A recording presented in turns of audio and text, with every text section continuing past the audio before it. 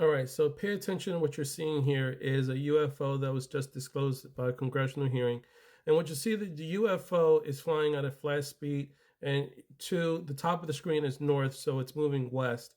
And what you're going to see is a Hellfire missile come impact the object, but it's not going to get damaged at all. What you're seeing are fragments from the Hellfire missile that's caught up with the object itself as it continues to move throughout the sky. So I want to explain what this is so you could understand what's happening here. So as you see again, it's moving west. The missile is going to come from the north. And what happens is, and there's three primary individuals you want to listen to understand this. One is Bob Lazar, who worked at Area 51, who can explain the mechanics and engineering behind this. Two, you want to listen to David Gersh, who just recently disclosed tons of information about his exposure to the projects in some of these programs, capturing sightings, experiences, and in surveillance footage like this. And lastly, you want to listen to Dr. David Jacobs, who was an abduction expert, where abductees explained their accounts and what they saw in the crafts and reproduction operations done to create these hybrid beings on board the crafts. So these are the three primary experts: Bob Lazar, David Gersh, and Dr. David Jacobs. Now, Bob Lazar explains that what these crafts are using, there's two types of crafts. There's the supernatural ones, the ones that can materialize, dematerialize, they're translucent, they're spiritual beings. There are those type of crafts that are balls of light that are spiritual beings. But then there are the crafts like this that are objects. And these objects use a propulsion system known as Element 115. And Element 115, as Bob Lazar explains, creates its own gravitational field. Now, gravity in our sense can't be created. We can't create gravity. Well, maybe in NASA they can create something like it, but we don't have the mechanism to create gravity. But the Bible does show someone who can. God can. Jesus Christ can, and they did.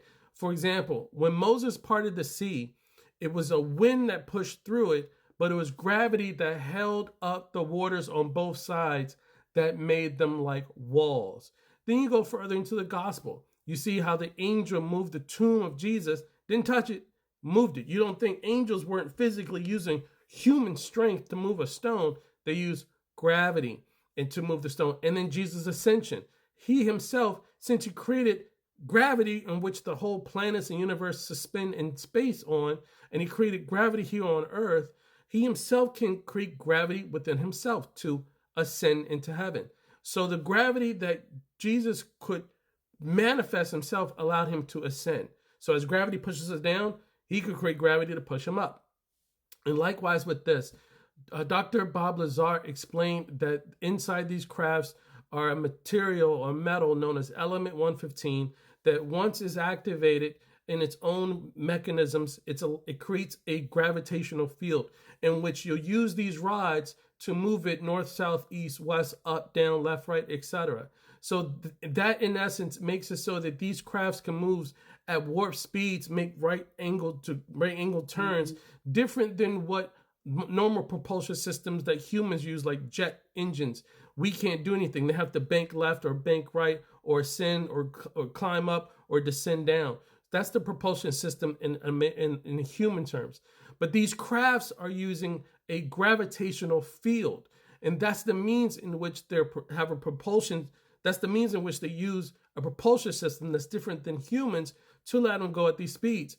In so much that when you see the point of impact where the missile hits it, debris from the Hellfire missile is caught up in the gravitational field and pulled with it. So you see it right here in its aura because it emits different colors. And then bam, now the debris is caught up in the gravitational field. And you can kind of see right there the broadness of the field, how broad the field is. We can't see it with our own eye, but the debris shows you at which the debris shows you how it's caught up in the gravitational field, thus being pulled with it. So that's what you're seeing here. So this is explainable. Oh, let's not forget how we see all the megalithic stones that are across the world in Baalbek, Lebanon, in Machu Picchu, Stonehenge, or in Egypt, for example, across the world. It's because the giants who are sons of the fallen angels, and mind you, angels have the ability to do this too. They have the ability, these beings have the ability to manufacture gravity, to do whatever it is they want to do, fly, lift up heavy objects, you name it.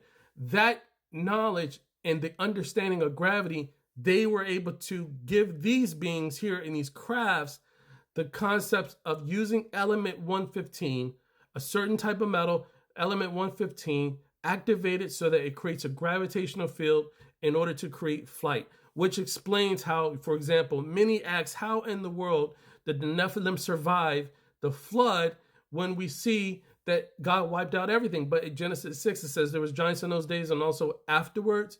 Well, this is the means in which they survived, because the fallen angels were able to instruct the giants how to create gravity, to create these crafts in order for them to survive the flood. And that's why we see from Noah's age all the way to Joshua and his military campaign, they were still in existence, even all the way to King David, because King David fought Goliath and Goliath had brothers. So here is a really good explanation and how you can see from the biblical ancient times. And let's not forget, Bob Lazar also said these crafts were found and dug up from archaeological sites. So this is how you can understand that these are tied to the biblical narrative of the sons of God coming down on earth, abducting women, getting them pregnant, producing a hybrid race called giants. They survive by creating these crafts in which they use element 115 to levitate and fly, thus surviving the flood, going across the world, and then doing the same thing with these megalithic stones. And we see the same parallels with using gravity here, as we see with Moses holding up the Red Sea waters, where the waters became like walls, or the angels moving stones without touching it, or how we see gates open. When Peter was arrested, the gate just opened. There was nobody with Peter in the jail, but the gate just opened because of gravity. And how Jesus ascended up as earthlings and humans, gravity pushes us down. But being that Jesus created everything, he can reverse gravity to ascend. And this is what we're seeing here. And again, watch how when the Hellfire missile hits it from the north, the debris from the missile is going to get caught up in the gravitational field, thus following it at the same time. So you can see the broadness of the gravitation. There it is. So now this is the length of the gravitational field. It goes this far back behind the object. So now you got a sense of how it looks. In fact, Bob Lazar describes it as it looks like a heart, or it's emitted this way. It comes out and goes around like a point. That's the width or the shape of the gravitational field. So just wanted to explain that to you all from all the research I've done on this topic.